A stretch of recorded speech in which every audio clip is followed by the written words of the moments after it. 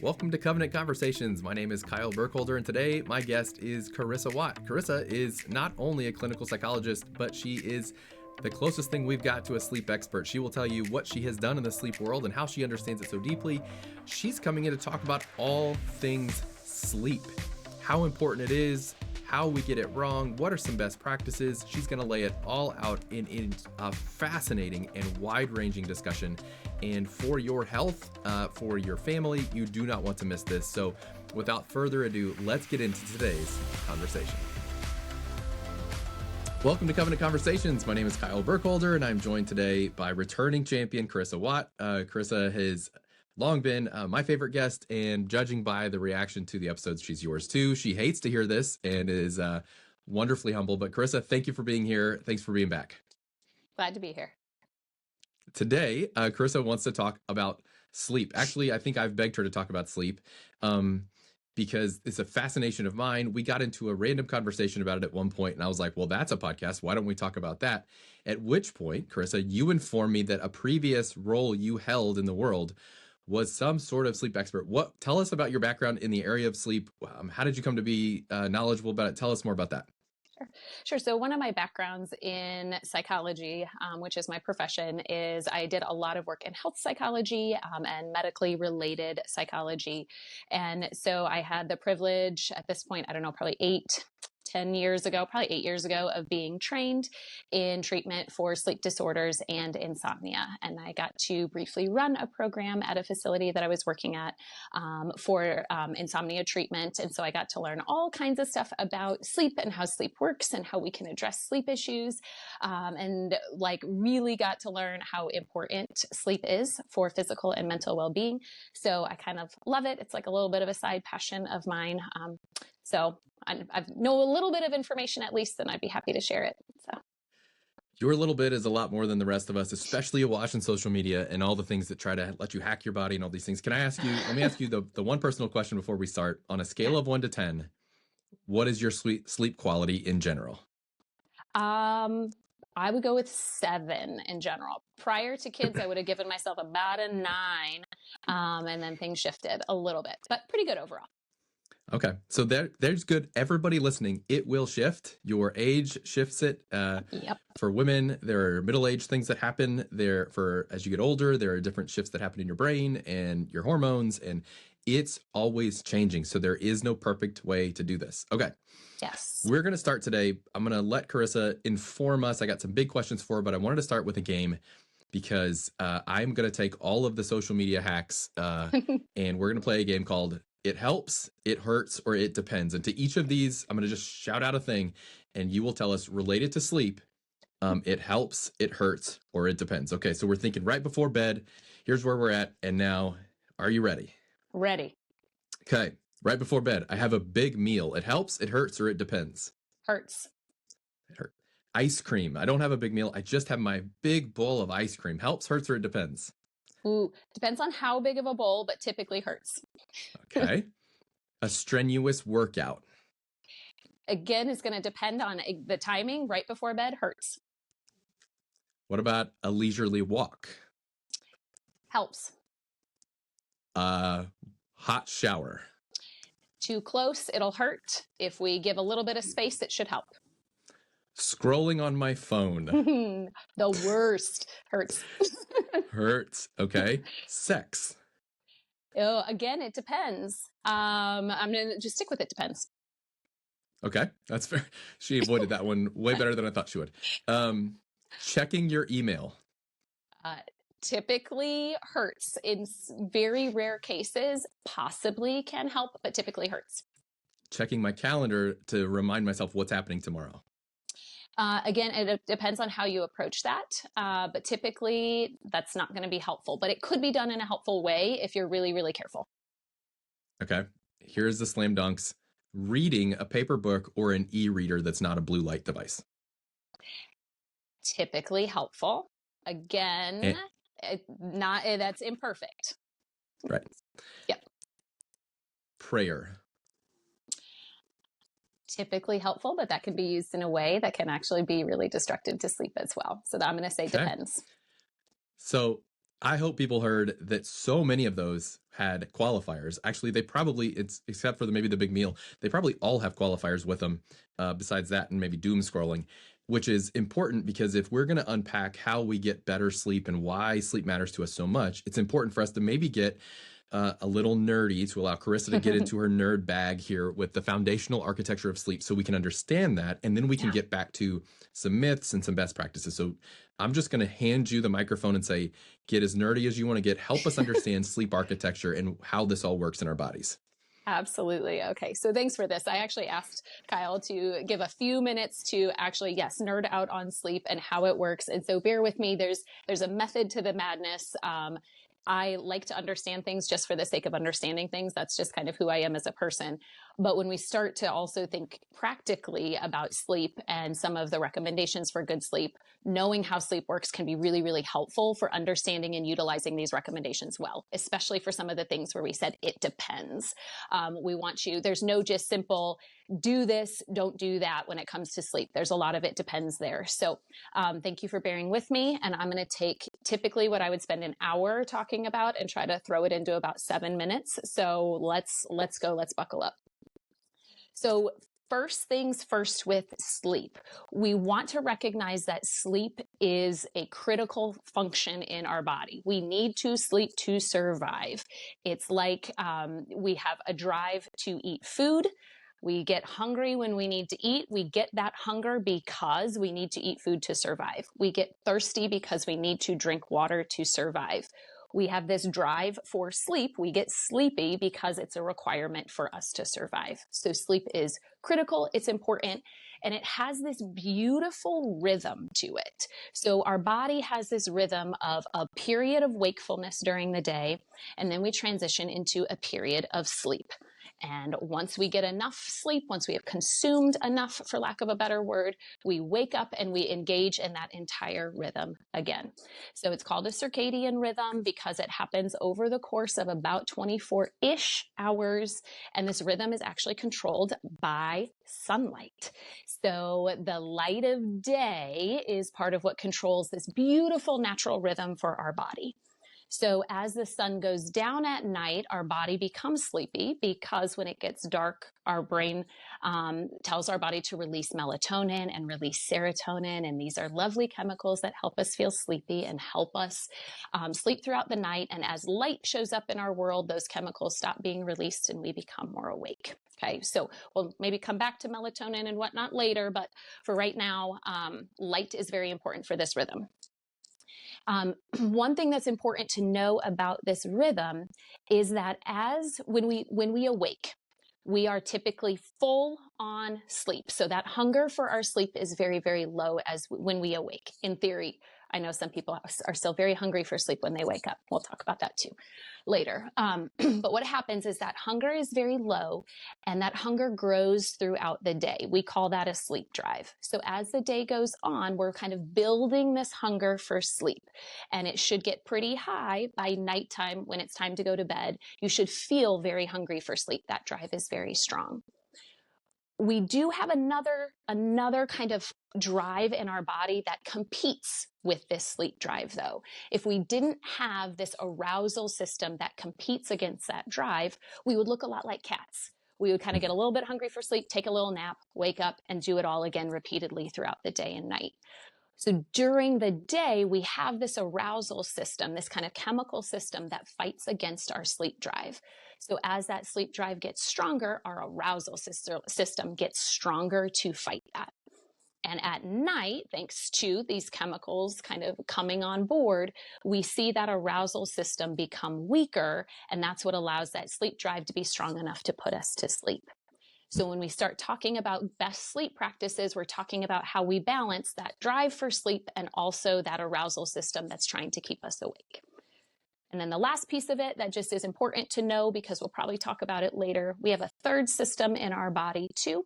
That is our alerting system. So it doesn't matter how strong your sleep drive is, if that alerting system is turned on through typically fear or anxiety, it's going to override your sleep drive and you're going to stay awake. So if anybody... That seems like it's a survival thing that's built into us, right?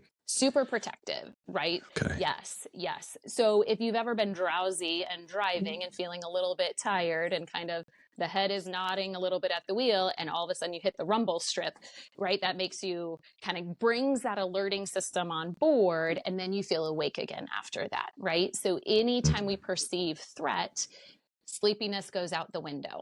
So for people that maybe worry at night, that's part of why it's hard to sleep. You are sleepy, that sleep drive is very strong, but it can't fight against that alerting signal that's coming on board. Okay. Huh.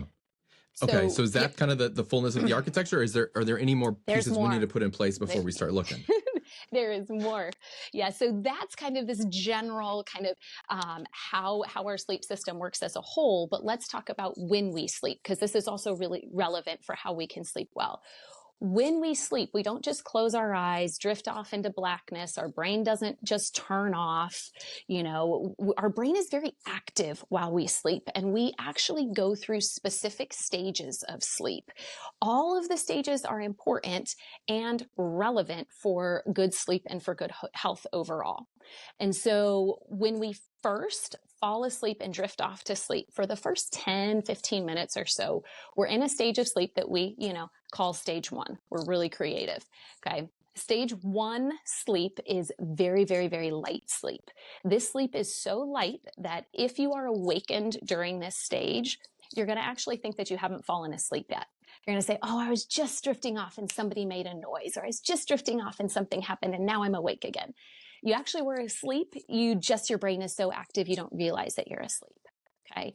In this stage, there's something that's called the hypnic jerk that occurs. So if you've ever felt like you were drifting off to sleep and then you feel like you fall into your bed or your leg kicks out or you just kind of bounce a little bit, that's the hypnic jerk. Totally normal. Some people do that every single time they fall asleep. Some people do that episodically when they fall asleep. But that jerk, it tells you you're actually in stage one. You weren't just drifting off to sleep. You were asleep, but that jerk was enough to wake you up because it's light sleep. So little hack for parents of infants and toddlers, especially these little ones that maybe need rocked to sleep. When you're rocking your kid to sleep and you're sitting there and you're like, oh, I think that they're asleep. If their body jerks, right, that's your cue that says, ooh, they're in stage one. Maybe hold them for another 5 to 10 minutes, because if you try to transfer them when they're in stage one, they're going to wake up in a heartbeat because that sleep is so light, then you're going to probably have to start all over again. So if they kind of twitch or leg goes out or whatnot, that's your cue to say, give them another about 5 minutes, let them get into the next stage and you'll have an easier time transferring them. Okay, genius. Yeah. So now I've got my hypnic or hyptic jerk. Hypnic. Yeah. Like a hippie. Okay. Yep.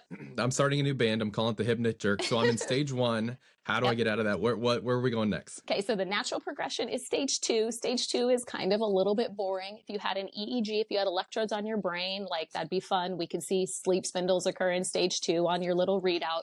But beyond that, for just us, all we need to know is stage two is still pretty light sleep, but it is deeper. So you're still relatively easy to awaken in stage two, but you're going to know that you were asleep. Stage two, somewhere between 10-ish to 20, 25 minutes is where we are in stage two. Then we drop down to stage three. Now, historically, we used to say that there was a stage 3 and 4. We now lump that into stage 3. So if you learned about sleep a long time ago, I promise I'm not messing it up. We've just lumped it all together into stage 3. Stage 3 is your really, really deep restorative sleep. Okay. So this is the sleep where this is like your blackout sleep. If you're awakened during stage 3, you're going to be confused, disoriented, really, really hard to awaken. Stage 3 is where sleepwalking, sleep talking, sleep eating, night terrors, they all occur during stage 3. So the body actually is really movable in stage 3, free reign of movement in stage 3, but the person is really kind of like dead asleep. So this is where like sleepwalking is kind of confusing and sleep talking. People have full conversations with folks. People are up and about. People have driven in their sleep. They make themselves a full snack, peanut butter sandwiches. Typically they go for sugar. During this stage, all of the simple carbs come out when you're sleep eating typically. But people don't remember. So even night terrors for children, especially, they feel really scary for the parents because the person is screaming and crying and sobbing. And the next morning they're like, what do you mean? I don't know what happened last night. Why are you upset? I'm fine. Fully asleep and not aware of what's going on. Okay. Okay. Stage 3 is critical for physical recovery. So for the body to heal itself and restore itself from all of the damage that happens during the day, stage 3 sleep is where that happens. For children and adolescents, stage 3 is where physical growth happens. So the body grows during that stage. And then we also see the brain relieving and getting rid of all of its like toxic kind of buildup throughout the day. All of the cellular waste gets flushed out through our cerebral spinal fluid in stage 3. And that's really protective against like dementia and Alzheimer's. Okay, so it's a super important stage. Once we hit stage 3, that's about a half hour or so in the beginning of the night. We cycle back up through the stages and then we hit REM sleep. So REM stands for rapid eye movement. So if you watch somebody when they are asleep during REM sleep, their eyeballs actually move back and forth underneath the eyelids. So that's how they got the name. REM sleep is where we see like 90% of dreaming happening. The brain is very active. It's very close to being awake in REM sleep. So it's an active stage of sleep. It's easy to be awakened out of REM. That's typically when we do wake up. So if you're somebody who dreams a lot of times when people wake up in the middle of the night to use the restroom or in the morning when they awaken, they're coming out of a dream. That's because they're coming out of REM sleep. It's easy to awaken from REM. So a lot of people like to say, oh, I got really good sleep last night. I got deep sleep. I got a lot of REM when they look at like their tracker or whatever. REM sleep is not deep sleep. That is different. So I like to clarify that. REM is very active. The interesting thing about REM is that your brain is really active, but actually your body becomes pretty much immobilized during REM. We call that REM paralysis. So this is a beautiful protective mechanism. We don't want to act out all of our dreams. So when we are in REM, we cannot move our body. We're not supposed to. If you can, some disorders, we actually see the body moving, and then we want to actually refer them for treatment for that because that can be a little bit dangerous. Some people get nervous though. They can wake up out of REM, and sometimes that REM paralysis carries over for a minute or two into that period of awakening. Sometimes that's really scary for people. They're like, oh my gosh, I couldn't move. What was going on? Your body's fine. You just have to give it a couple more minutes to just fully wake up, and that will pass. So if that has ever happened to you, that's normal. You're safe. You're fine. Don't have to worry about it. And REM sleep is where we get like the cognitive cleanup. I'm almost done. Thank you for bearing with me. This is great. So good. Right? I'm trying to race through it. But this is where we consolidate learning. So if you learned anything new during the day, this is where your brain's going to really kind of store and make sense of and integrate that learning. We get memory storage and memory consolidation during REM sleep. And then we actually get emotional processing during REM sleep. So our brain is trying to process emotions of the day, figure out where they go, how to make sense of them. So that happens during REM. Okay. So those are the stages, and we cycle through all those stages multiple times throughout the night. So it's about 90 minutes to get through a full cycle of stage 1 down to stage 3, back up to REM, and then have a full REM cycle. And in the first half of the night, we hit stage 3, and that's where we get more of that deep restorative sleep is in the first half of the night.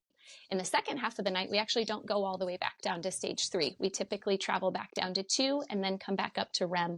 And then the brain prioritizes staying in REM longer in that second half of the night. So each part of the night really has value and purpose, and stacking these cycles of all of the stages of sleep together across the night is really critical for good sleep. Okay. Whew. Wow. Okay. I have a lot of questions. And then maybe this will get us somewhere, but Yeah. So are we looking at well, let me start with naps. Okay, so let's go to naps, because naps are a type of sleep, and we probably don't have enough time to spend so much on naps. That's its own story. But there's this Churchill was a famous napper. He was actually an after lunch and after drink napper, which may not have been as good. But naps, there's a lot of research on naps. But you're talking about a 90-minute section of sleep that's the Uh-huh. most helpful, but that's not necessarily true during the day. Can you help us understand what's a healthy nap look like? What does research talk about power naps or the nappuccino, as some people practice, have some caffeine, sleep 30 minutes and wake up and have both hit Sure. at the same time? What does a good nap look like for people who are nappers? Okay, you got it. So here's where I'm going to say it depends, because it depends on how well you sleep at night. It depends on how long it's going to take you to fall asleep, and it depends on the purpose of the nap. So you want to be thoughtful, mostly just about the sleep stages, right? So a lot of times people will recommend that cat nap, that tiny little nap, 15 to 20 minutes or so. That's actually a good recommendation, because in 15 or 20 minutes, you're going to be end of stage 1, early stage 2. You're still in light sleep. So if you're awakened at that time, you're going to feel refreshed. Now, was that the perfect amount of time for restoring your body? Whatever. Who knows? But at the end of the day, you're going to feel more refreshed with a 20-minute nap. Then if you schedule yourself for like a 45, 50-minute nap, even about an hour, that's about the worst thing you could do, because you're going to drop down into stage 3. And that's where you hit that deeper stage, and you're going to wake up feeling disoriented, feeling groggy, feeling really junky from that length of a nap. Yeah. So if you need more than that 20 minutes, if you're like, that doesn't really work for my body, then you're probably going to actually want to schedule about a 90-minute one, because if nothing else, you're coming back up and you should be in that REM state, and it should feel more restorative. It should feel better. You should feel more alert after that nap. Awesome. Now, if you Awesome. struggle to sleep at night, an hour and a half might be too much, because your Yeah. nap is now shrinking that sleep drive that we talked about. Right. And so that's where we want to be careful. We want to have a really strong hunger for sleep when it's time to go to bed, and naps do impact that hunger. So, yeah. Okay, yeah, I've heard it. The sleep drive is good. I've heard it called sleep pressure, which makes a lot of sense to Mm-hmm. my brain because it builds up during the day. Yep. And the danger is if we release some of that pressure, then it's, oh, I can't go to bed. Now I'm going to bed at midnight, and now Yep. I've thrown off my cycle. And so that's super helpful. So that's good. The other thing I've heard, and probably a lot of this came from Matthew Walker wrote a book called Why We Sleep, and it probably Mm-hmm. changed my life. It's too strong, but it's not too far from that, where you just go, oh my gosh, I had no idea. And he talked about probably a computer, but I would think like files, that Mm-hmm. nighttime is when, if you think about a messy file room or a Yep. computer that's just cluttered with 1,000 open windows, that's when all of that stuff gets reorganized. Your Yep. brain is going and making everything make sense again. So you wake up to a clean office or a clean Yep. computer or whatever. Is that Mm-hmm. accurate? And do we underestimate how powerful that is? Oh my gosh, absolutely. So that's fully accurate, and we do underestimate it. We kind of think of sleep as a bonus right now. If I have time, I'll sleep. I mean, if I get everything else that's important during the day done, I'll go to sleep. And it's like, oh no, right? This is how you make use of everything that has happened during the day. When I used to teach college classes at BGSU, students would talk about pulling an all-nighter, and I would tell them, like, well, why? Everything that you just learned, you didn't integrate. So you actually probably lost more than you gained, because you didn't give your brain the time to organize it and make sense of it in a meaningful way that now you can pull out and utilize for that exam or for that project. So yeah, it's so important, not just cognitively, but physically too. We need time for our body to restore itself and fix itself and repair. Yeah. So here's where somebody listening is delusional and lying to themselves. And Carissa didn't say that. I said that. So email me. Um, and they will tell you, Yeah. oh, I don't need that much sleep. I'm one of those people. 4 hours is enough for me. And then there is Yep. a scientific typology. There is a Mm-hmm. person, I don't remember the name for it. Maybe you do.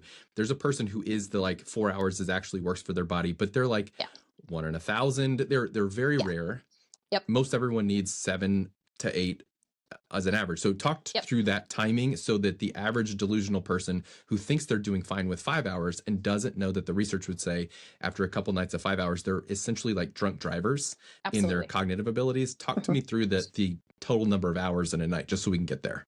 Absolutely. So, I mean, really how they came up with the total hours in a night in part was actually what reduces your risk of death. So around 7 to 8-ish hours on average is associated with the lowest mortality. So from just that basic level in terms of just survival, the amount of hours does matter. In terms of cognitive functioning and ability to function, yeah, that same number of hours really makes a difference. Because again, if we look at sleep architecture, if we look at how the sleep is organized, those first few hours during the night, the body and brain, they're prioritizing that deeper sleep.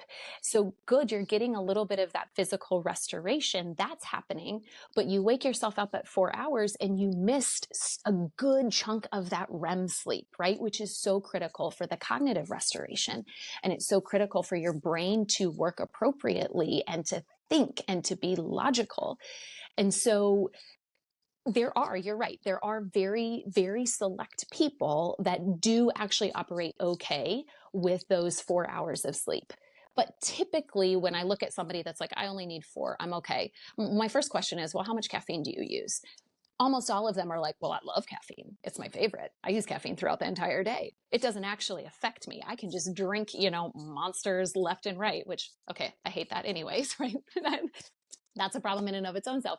But their body is desperate for something to keep them more alert, typically. So they might feel like, oh, I can get alert, but they're not functioning at the capacity that's probably the healthiest for them. Okay. So now we've kind of dipped our toes into sleep myths because one is like, I don't need that much. I do just fine. And every bit of research says that's not true. You're delusional. Right. What are the other sleep myths that we have believed, whether it's related to I take 9 melatonin gummies and that's good for me, or yes. Any of the other things? You probably hear some more than others, and there's things that you run across. So pick a couple. Tell us, what are those main sleep myths that most of us unwillingly or unwittingly have bought into, and how they're not real when it comes Absolutely. To better sleep? Absolutely. So first one is, it's okay that I don't sleep during the week. I'll catch up on sleep during the weekends, right? That whole idea that I can just catch up and I can make up for it. Look, it doesn't work. You might be able to, again, lower that sleep drive a little bit on the weekends. But if you're missing days and days upon sleep, you're missing, again, that physical and that cognitive restoration that sleep has for your body. And getting an extra 1 or 2 hours isn't the same as allowing your body to go through those natural processes of restoration every single night. And so also what the research says, which is relevant when we have like the time changes and whatnot for daylight savings time, it can take 1 to 2 weeks for your body to recover from 1 hour of sleep deprivation. When we look at kind of just that damage that the sleep deprivation causes in terms of the cognitive restoration and the physical restoration. So if 1 hour of lost sleep in theory really is taking 1 to 2 weeks, there's no way that you have the ability to make up for that on the weekend, right? Wow. Plus, if you sleep in on the weekends, you're like, well, I'm just going to sleep till 11 or noon on the weekend. Let's go back to that sleep drive or that sleep pressure if you want to use that language. If you normally wake up at 6 or 7, and now you've slept till noon, you've got 6 or 7 hours, 5 or 6 hours, sorry, let me do real math, of lowered sleep drive or lowered sleep pressure. So now when it's time to go to bed, let's say at 11 o'clock at night, you've got a total of 11 hours of a sleep drive built up versus your normal 16, 17 hours. And so what we see there is that you're not hungry enough to go to sleep at your regular time. So now we've upset the next night of sleep as you were trying to recover sleep from the previous day. And so then we see that sleep cycle getting out of whack, and we see people actually getting more and more deprived because that night, well, I'm going to go to bed at 2 a.m. because I'm not tired enough for sleep. And then they wake up late the next day, and Monday inevitably comes around, and now they're back to being sleep deprived and getting 5 hours and starting the week that way. You're going to tell me consistency is key. I'm going to let you tell me that later, but it sounds like the rhythm and the consistency, and maybe the question I'm going to ask you later, we'll come back to it, is how far off my rhythm can I get? So keep going with myths, and I'm going to ask you, how late can I sleep on Saturday? Because I bet that's a lot of people going, well, I do want the extra time. How far can I go without actually ruining my life? So other myths, though. Keep with the myths. This is good. Okay. So another myth is that, like, if, sorry, I just jumped ahead in my own mind. I want to hit a different one first. I need to have the TV to sleep. The TV actually helps me sleep better.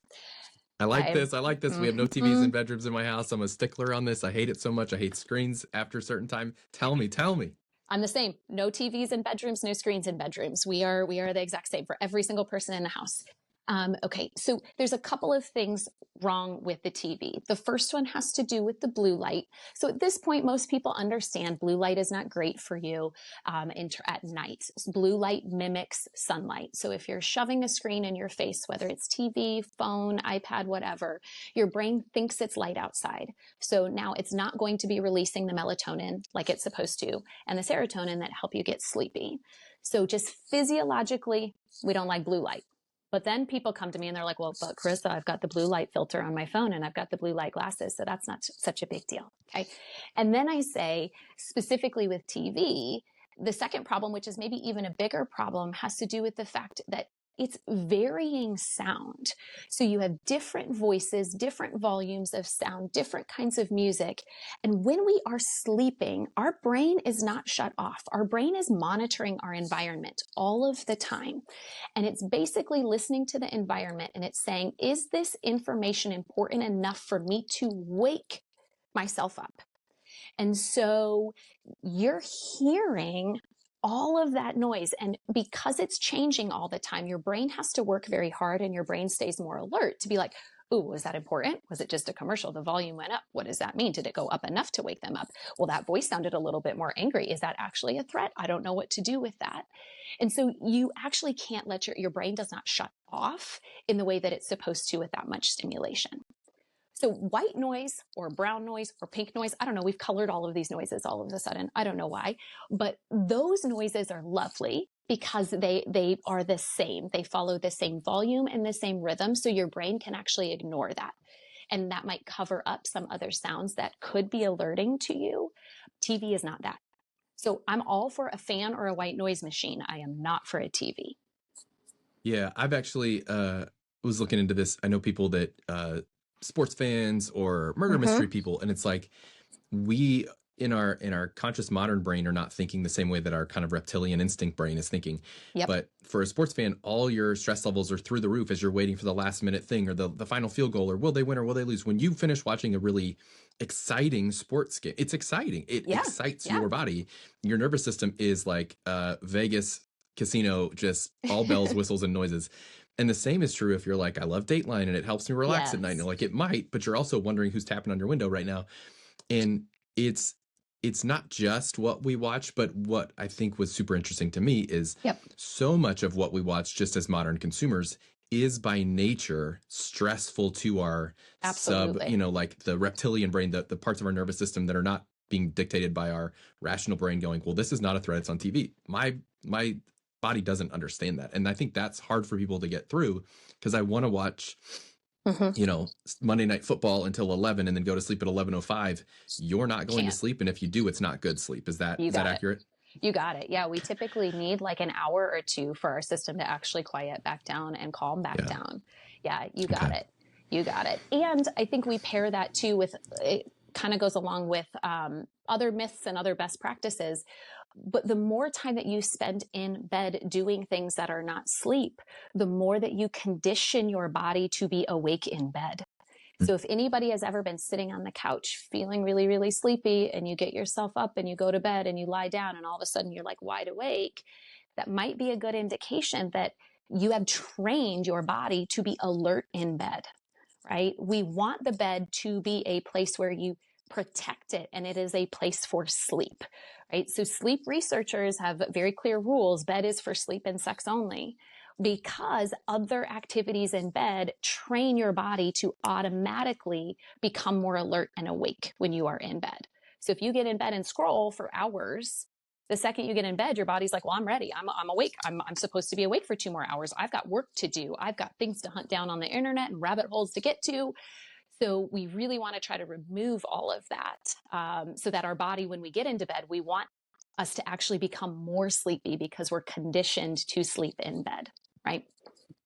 Okay, so you're edging into, and I'm ready to ask best practice, but I don't want to cut off myths. So there are other myths you want to address. Sure. So let's do a couple that just relate to various substances, right? So alcohol helps me to sleep better. Marijuana helps me to sleep better. I need melatonin to sleep well.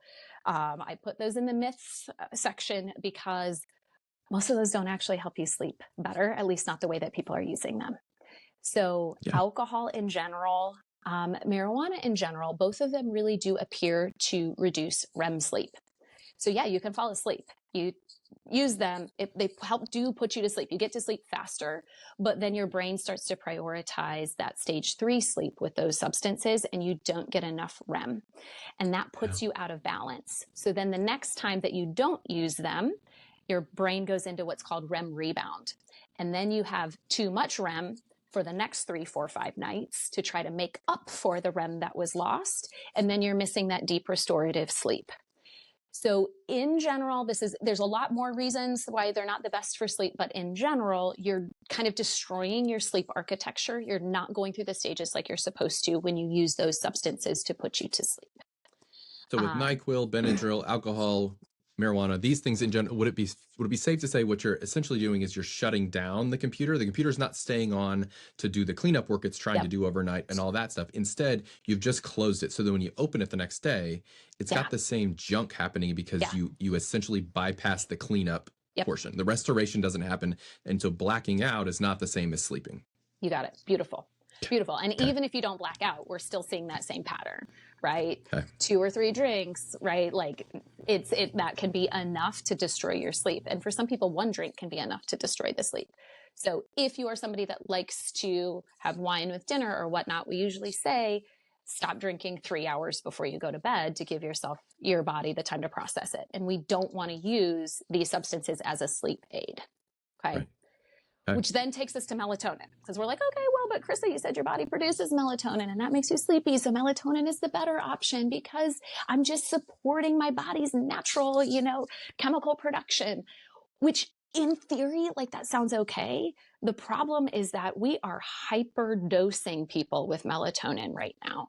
So when melatonin is prescribed to help with sleep, it's 1 to 3 milligrams of melatonin is what's recommended. And typically we're starting people at 1. If you go to the store and you look at melatonin supplements, 10, sometimes 15 milligrams, right? It is too much. And it actually becomes like harmful for your system. And it's only recommended for very short-term use. And most people that use melatonin, that's what they're popping every single night, which has absolutely been shown to create cardiovascular problems. So it's not risk-free, and especially at higher doses, like that's probably not our go-to. If you're desperate, really low dose, whatever you buy at the grocery store, cut it in half, maybe cut it in a quarter, maybe try it a night or 2 here or there, but as a standard strategy to put you to sleep, probably not the best move. Okay. Well, I think we've hopefully undone some bad habits. Now let's take our last 5 minutes or so and let's build good habits. What are some best practices? And obviously context is dependent on 1,000 other variables, but walk me through, afternoon to sleep time. When am I eating last? When am I turning off screens? Do I work out? Do I shower? What does a best practice kind of night sleep look like if I wanted to try that in my life? Love that. So can I dial it back and just start with wake time, and then we'll get into the afternoon? Okay. Well, you're going to tell me, and this blew me away because we had a short pre-talk about this a few months ago now, and you said the most important, if you do nothing else, you said wake up at the same time every day. Absolutely. No one on earth thinks that when you wake up determines your sleep quality, and you just told me that. So explain what that is. Yes. So waking up at the same time each day, that's what is starting that natural rhythm, that lovely circadian rhythm of wakefulness and sleep, right? So that wake time is critical. It is so much more important than the bedtime. Okay. And so that wake time starts to set that clock and builds that sleep drive. So ideally you're waking within the same time each day within about 15 to 30 minutes. I know people are like, but I want to sleep in 2 or 3 extra hours on the weekends. Look, if you have no issues with your sleep, do whatever the heck you want, right? If you sleep a 10 out of 10 every night, go for it, do it. But if you are somebody that struggles a little bit, you're going to have to get more structured to protect that sleep. So same wake time, weekday, weekend, as much as you possibly can. and you want to get light on yourself as quickly as you can. So right now it would look like looking out of your window at the sun. Typically when it's nicer outside, get outside if you can early in the morning, let that sun shine on you and start that clock, kind of that biological clock working. Even if you got bad sleep the night before, even if you struggled to go to sleep the night before, wake up at the same time. We're never trying to fix the previous night's sleep. We're looking at how do I protect the next night's sleep.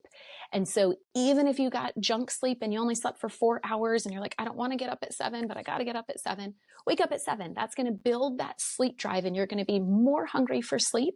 So when it's time to go to sleep at night, then guess what? You're going to be more ready for it and you have a better chance of having good sleep the next night. Okay. Awesome. So if I'm a married person, married people, it matters. Your bedtime is more like whether you're saying you're sorry at the end of a fight. Your wake time is not getting in the fight in the first place. You don't ever have to say you're sorry and adjust the evening if you can get the morning right, because it will determine so much that's better. So, okay. Wake up around the same time every day. I'm a pastor. I wake up an hour or two earlier on a Sunday because my day starts differently. But every other day of the week, I'm around the same time. And I pay attention to that sleep pressure. And it's sort of like a wave through the week. It's consistent. So you zoom out and that probably works for me. Is that a general idea? Hey, if there's one day a week, you got to be up early, but just don't stay up later that night and make up for it. Just go, now I'm back on rhythm. Okay. And that day you're going to be more sleepy because you got up early and then the rest of your rhythm stays the same. You got it. Right. You got it. Okay. So now I woke up at the right time. Walk me through the rest of my best practices. Okay, so you can use caffeine. Some people love caffeine. That is just fine. I'm not here to tell anybody that you're not allowed to use caffeine, but you should stop it about 8 to 10 hours before bedtime. So the half-life of caffeine is about 5 hours. So half of the caffeine that you ingest is still in your system 5 hours later. So we need a good chunk of time to get that caffeine out of your system. Even if you don't think it affects you, it is a stimulant. It is affecting how your body is behaving and how your heart is beating and how your whole nervous system is operating. So just because you can go to sleep with caffeine in your system doesn't mean that your sleep is good with caffeine in your system. And there's plenty of data to say that sleep architecture shifts with caffeine, even for people that think that it doesn't affect them. So around lunchtime, you should be done with caffeine as best as you can, right? Exercise is amazing for sleep. You want to try to give yourself about 3 hours after exercise, especially if it's intense exercise, to let your body calm back down from that intensity. Our body looks during exercise the same way it looks after getting off of a roller coaster. It looks the same after watching a really intense basketball game. It's really, really activated and it needs time to calm down. We don't sleep well when our activation system, that alerting system, is awake. So exercise is great for sleep. Time it appropriately. Okay. Same thing for eating. You do not want to go to bed hungry. That does disrupt sleep. But you don't want to go to bed super full. That also disrupts sleep. It's a lot of work to digest food. And I think we ignore that. It takes a ton of energy. 20% of the calories that we burn in any given day, we spend burning food and digesting food. So we don't want our body working that hard when we're trying to sleep. So can I ask a question about food? Yep. Protein helps us feel full longer, but evening carbs are super important for this process. Do you want to give me 30 seconds on like, I mean, everybody's got different diets these days and I don't want to get into all that, but they're all the different parts of the ideal diet do play a role in that. And that's something we're learning even as we're working on this in my house. A lot of protein helps you feel full longer, but don't cut all the carbs because a little bit of the right carbs might actually help with the sleep as well. Is that true? Absolutely. Well, and protein is lovely, but like protein is getting its moment, right? Everything always gets its moment because we're like, oh, this one is more important. And we're constantly trying to hack our bodies. No, we need protein. We need good carbohydrates. We need fat. Like we need all of them and they all serve their purpose. So this like, I'm going to have 200 grams of protein and that's it. It's like, that's actually not how our body was designed to operate the best. Yeah. And when it's just protein, guess what? It turns on the furnace inside your body, right? It takes so much metabolic energy to burn through protein that like it heats you up physically. We don't sleep well when we're hot. Okay. We actually want our body temperature to drop when we are sleeping. That's how we get sleepy and sleep well. So another tip, drop your thermostat about 2 degrees for night as compared to the day. We want to sleep when it's cooler. We do sleep better when it's cooler. So you don't want to overload your system with protein and just have this metabolic furnace going all night, because you're not going to sleep well, right? Where Meat sweats don't equal good sleep. Boom. That's your quote of the, yes, that's the title of the podcast right there. There you go. Yeah. Okay. So good carbohydrates, good fat, giving yourself a few hours, right, to let your food digest before going to bed. A small snack before bed is okay, because it's not that hard to break down. But in terms of a heavy meal, if you're having a heavy meal, you probably want to have a good 4 hours prior to going to bed to let your body really start to process through it. Okay. And then when am I turning off screens, ideally, if I'm going to bed at 10 o'clock? People are not going to like this. Ideally, 2 hours. Yeah. Before. Turning off the television, put my phone away. If I'm going to do anything, I'm going to read a book, read a magazine, actually have talk a to my partner. That's right. Yeah. Okay. Yes, you got it. And again, if you struggle with sleep, read not in bed, read on the couch. If you're going to have a conversation with your spouse, don't wait until you get into bed. It's so interesting where so many spouses will have intense conflictual conversations, right when they get into bed. And it's well, that's not the place to have that. So have your conversations in the living room, read in the living room, be cozy, and then protect that bed space for sleep. Guys, let me give you a hack, because everybody wants to have a hack. It's just not really a hack. It's a tip. My wife has a alarm that goes off every night at 8:15, because it's about 2 hours before bed, and it says tea time. And so we have gotten in the habit, and it's not every night, but we get in the habit of we're going to have hot tea, something non-caffeinated. And what it does is it fosters communication. We have to talk. We sip the tea, and it starts telling our body, which you'll tell me that this matters, I hope. It starts telling our body, hey, guess what? We're starting the rhythm. It starts to have our lights turn off automatically at a certain time in the whole house. So even if you think you're awake, you go, uh-oh, it's too late for me. And we have all these little cues that we try to give ourselves to remind ourselves to go to bed on time. Does that work for most people, or is that something most people should maybe try to integrate if they're struggling to go to bed at the right time every night? Sleep routines are incredible, right? So one, it's you get the cue like you're talking about, but two, we're also starting to use this training that our body is so responsive to for our benefit. So simply the task of sitting down and having tea is starting to calm down your body, because your body knows what's coming next. Brushing your teeth, washing your face, having the same order of your nighttime routine, so important, because you go into the bathroom and you start to brush your teeth and your brain is already sleep is coming, right?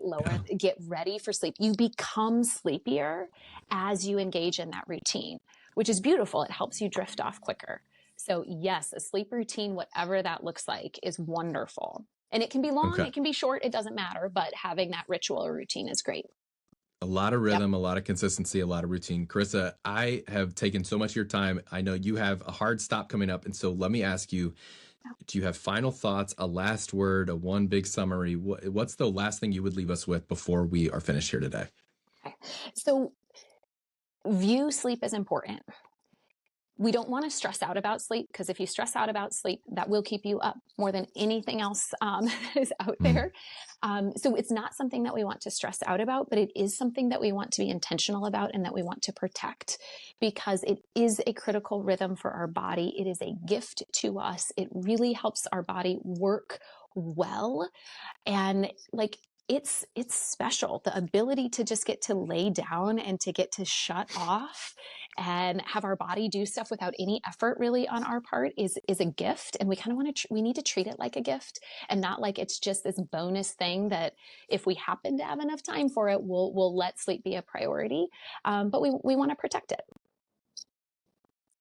I love it. You say sleep is a gift. You are a gift to us. Thank you for being willing to share your wisdom and insight.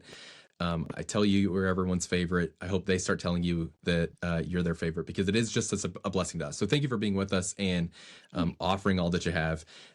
If you're listening, my prayer is that this actually helps you jumpstart a healthy sleep rhythm, because your body matters. You're an embodied person, and God loves your body, created you to thrive. And part of that, a huge part of that, is sleep. So I hope you get a great night's sleep. Don't listen to this in bed.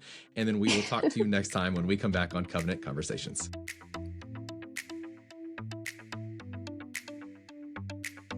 Covenant Conversations is produced by Jake Trethaway and Robert McMahan. It's recorded at Covenant Church in the beautiful frozen swamp of Bowling Green, Ohio. For more information, visit bgcovenant.org.